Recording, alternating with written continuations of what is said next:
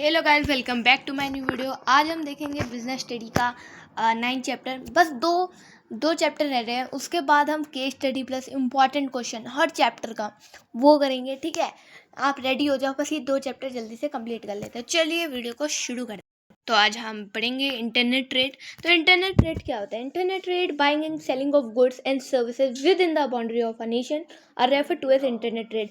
किसी भी देश के अंदर जब अंदर ट्रेड होता है ना, तो उसी को हम बोलते हैं इंटरनेट ट्रेड। एक्सटर्नल ट्रेड क्या होगा? जब देश के बाहर कोई सामान जाए, ठीक है, उसको हम बोलेंगे एक्सटर्नल ट्रेड।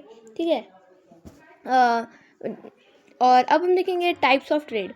ठीक है, एक तो होता है होलसेलर, एक होता है रिटेलर। एक मान लो आपके रिटेलर क्या हो गया, आपके पास में कोई दुकान होगा, लाला या मिश्रा अंकल या गुप्ता अंकल, कोई भी आपका, ठीक है, तो वो क्या हो गया, वो रिटेलर हो गया। यानी वो एक एक प्रोडक्ट, हर सामान का प्रोडक्ट लेता है और वो बेचता है। और होलसेलर क्या होता है भाई, उनको भी तो कहीं से लेते होंगे ना वो भी सामान, तो उनको कौन बेचने आता है? होलसेलर। एक आपने देखा होगा बाइक में या छोटे हाथी गाड़ी में, वो बल्क में लेते हैं और रिटेलर को अलग अलग प्रोडक्ट अलग अलग प्राइस में बेच देते हैं, है ना। तो वैसे देखा जाए तो इनका जो मार्जिन होता है ना होलसेल का, वो थोड़ा कम होता है। ठीक है, समझ आया। और अब हम देखेंगे कि पहले देखो, पहले मैन्युफैक्चर होता है, फिर मैन्युफैक्चर के बाद होलसेलर के पास प्रोडक्ट जाता है, फिर रिटेलर, देन उसके पास हमारे पास यानी कस्टमर के पास। अब हम देखेंगे कि जो होलसेलर होता है उस मैन्युफैक्चर को क्या क्या फ़ायदा देता है, सर्विस देता है, और रिटेलर को क्या फ़ायदा देता है। जैसे कि होलसेलर है तो मैन्युफैक्चर और रिटेलर को क्या क्या फ़ायदा देगा। ठीक है, हाँ, तो चलिए देखते हैं। हाँ, तो पहले तो देखो,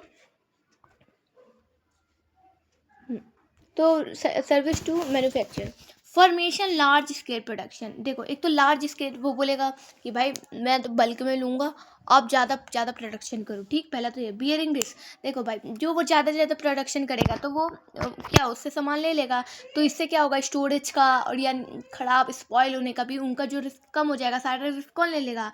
होलसेलर ले लेगा, है ना। और फाइनेंशियल असिस्टेंट, उसको फाइनेंशियल असिस्टेंट यानी तो उसे एडवांस दे देगा, बोलेगा एडवांस ले लो, अब बनाओ भाई सामान, माल बनाओ। ठीक है, एक्सपर्ट एडवाइस भी देगा कि मार्केट में लोग क्या ले रहे हैं। मान लो पेस्ट है, पतंजलि का ले रहे हैं, कोलगेट का ले रहे हैं ना, तो ये भी प्रोवाइड करेगा। हेल्प इन मार्केटिंग भी प्राइस, और इसमें आप 5 से 6 पॉइंट याद कर सकते हो। स्टोरेज, ठीक है, फैसिलिटेट प्रोडक्ट कंटिन्यूटी, ये भी बोलेगा कि आप कंटिन्यू रखो। रिटेलर को क्या फ़ायदा होगा? अवेलेबिलिटी ऑफ गुड्स, यानी गुड्स प्रोवाइड कराएगा। मार्केट सपोर्ट, ठीक है, ग्रांट ऑफ क्रेडिट। रिटेलर क्या कहते हैं ना, वो शुरू में उनसे क्रेडिट में ले लेते हैं होलसेलर से, उनके बाद जब उनका माल बिक जाता है ना, देन वो उनको पैसे जो होते हैं वापस कर देते हैं। ठीक, और स्पेशलाइज नॉलेज बताते हैं कि मार्केट में क्या क्या चल रहा है, क्या नहीं चल रहा है, जिसकी शेयरिंग करते हैं। ठीक है, मान लो उनका नहीं बिका तो होलसेलर क्या करते हैं, है ना, तो वो जो भी रिस्क है वो शेयर हो जाता है। तो रिटेलर, अब हम देखेंगे रिटेलर को, होलसेलर और कंज्यूमर। जो जैसे जो रिटेलर उनके बाद में क्या आता है कंज्यूमर, इनसे पहले क्या आता है होलसेलर। अब देखेंगे ये क्या क्या फ़ायदा देते हैं। तो पहले देखो, help in distribution of good. Manufacture क्या कर, होलसेल पर डिस्ट्रीब्यूशन, भाई वो उससे सामान ले लेता है, डिस्ट्रीब्यूशन कराता है। पर्सनल सेलिंग, ठीक है, वो सेल लेता है, हर घर के लोगों को सामान देता है ना। और लार्ज स्केल ऑपरेशन, ठीक है, और collecting market of information, market का इन्फॉर्मेशन कलेक्ट करता है, स्पेशलाइज नॉलेज बताता है, रिस्क शेयरिंग करता है, हेल्प इन प्रमोशन, ये प्रमोशन भी करता है। कस्टमर को देखो, कस्टमर को क्या प्रोवाइड, हमें, हम जाएंगे दुकान में तो हमें क्या फ़ायदा देगा, आप खुद ही सोचो, खुद ही आप पॉइंट सोच के लिख सकते हो। पहले तो देखो, हमें प्रोडक्ट प्रोवाइड देगा, न्यू प्रोडक्ट के बारे में इन्फॉर्मेशन देगा, भाई नए मैगी आया है, नए यूपी के बाद न्यू मैगी आया, ठीक है, उसके बाद इन्फॉर्मेशन देगा। कन्वीनियंस इन बाइंग, आपको कन्वीनियंस कैसे, क्रेडिट आप क्रेडिट में लोगे, क्रेडिट कार्ड में लोगे या फ़ोन पे करो, कैसे, ठीक है, कन्वीनियंस देगा। वाइड सिलेक्शन होगा। आफ्टर सेल सर्विस भी आपको सर्विस देगा कि एडवर्टाइज करवाएगा, ठीक है, और प्रोवाइड क्रेडिट फैसिलिटीज़ भी प्रोवाइड करेगा।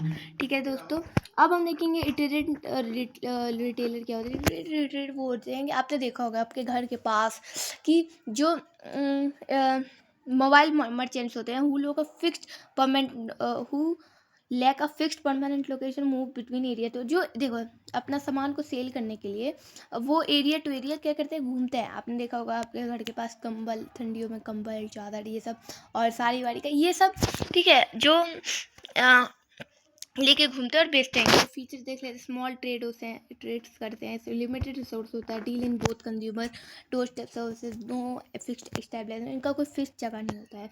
जैसे कौन कौन से टाइप हो गए, पैडलर हो गया, पैडलर जो अपने सर के ऊपर रख के घूमते हैं, हॉकर्स, मार्केट ट्रेडर भी आपने सुना होगा, जो हर मार्केट में लिखते हैं, मंगल बाजार, ये मंगल बाजार, सोम बाजार, स्ट्रीट ट्रेडर जो हर स्ट्रीट में बेसिकली रहते हैं, चीप जैक्स, ठीक है। और और अब हम देखेंगे और फिक्स शॉप रिटेलर क्या होता है भाई, इनका क्या है, फिक्स्ड है भाई, ठीक है। फिक्स्ड ओवर रिटेलर, जैसे कि आप जूते का दुकान देख लो, इनका क्या है, फिक्स्ड एक जगह है, ठीक है। और फीचर्स इनका मोर रिसोर्स रहेगा, इनके रिलेटिवली में ये होता है लार्ज, और deal in both consumer and operation and non duration, तो greater creatively due to fixed location. और इन ये उधार भी दे देते हैं। आप टाइप्स देख लेते हैं हम, small scale fix retailer shop और large scale fix retailer shop. तो स्मॉल स्केल में क्या हो जाता है, जैसे जनरल स्टोर, आपने देखा होगा जनरल स्टोर में इनके पास बेसिकली सब चीज़ रहता होगा, ठीक है। और जो भी आप राशन लेते हो वे बेसिकली क्या होता है, जनरल स्टोर होते हैं, ठीक है। सिंगल लाइन स्टोर जो एक ही प्रोडक्ट को बेचते हैं, जैसे कि जूता है तो जूता ही बेचेंगे, ठीक है। अगर फ़ोन है तो फ़ोन ही, ये जनरल सिंगल लाइन है। स्ट्रीट शॉप जैसे कि मोस का ये सब हो गया। सेकेंड हैंड गुड शॉप जो सेकेंड हैंड बेचते हैं, जैसे कि आप ब्लूटूथ है तो ब्लूटूथ का सामान सेकेंड हैंड जो, ठीक है। जैसे हमारा दिल्ली में चोर बाजार है तो वहाँ क्या है, सेकेंड हैंड ही सब बेचते हैं ना। और चेन स्टोर क्या होगा, जो चेन से ऐसे होते हैं। और ये क्या होते हैं, ये इंपॉर्टेंट है वैसे, ये देखो ये लार्ज साइज़ के होते हैं, ठीक है। लार्ज साइज़ के होते हैं, specially in one line basically ना। और सेंट्रलाइज परचेज होता है, डिसेंट्रलाइज कर क्वालिटी भी अच्छा देते हैं, कैश में सेल्स होते हैं, ये उधार नहीं देते हैं, ठीक है। और लार्ज स्केल में देखो डिपार्टमेंटल स्टोर, आप कहीं मॉल में जाओगे तो हर एक चीज़ का डिपार्टमेंट होगा, खाने का अलग डिपार्टमेंट होगा, रेस्टोरेंट का अलग डिपार्टमेंट होगा, जूते का अलग, सिनेमा अलग डिपार्टमेंट्स में होंगे, ठीक है। ये बेसिकली कैश में भी सेल करते हैं। चेन स्टोर क्या होता है, ये भी एकदम फिक्स होता है कि एक सिमिलर चीज़ बेचते हैं, वही हमने वही पढ़ लिया, ठीक है।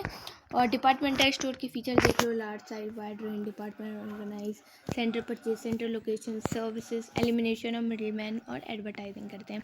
अब हम जीएसटी ऑलरेडी हमने उसमें पढ़ा था। अब देखो ये कब आया था, 2017 में आया था। ये डेस्टिनेशन बेस्ड टैक्स होता है, दो टाइप, देखो एक अगर आप स्टेट के अंदर कर रहे हो, ठीक है, तो उसमें लगता है वो जो टैक्स होता है वो लेता है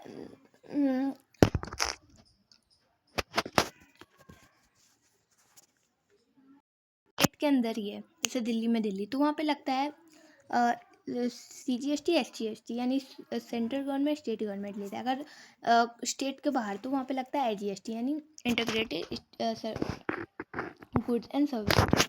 इसका फुल फॉर्म हो गया GST का, गुड्स एंड सर्विस टैक्स, ठीक है। और अब हम अगला चैप्टर पढ़ेंगे इंटरनेशनल बिजनेस। उसके बाद हम बहुत ही important question plus case study और सैम्पल पेपर भी सॉल्व करेंगे। मिलते हैं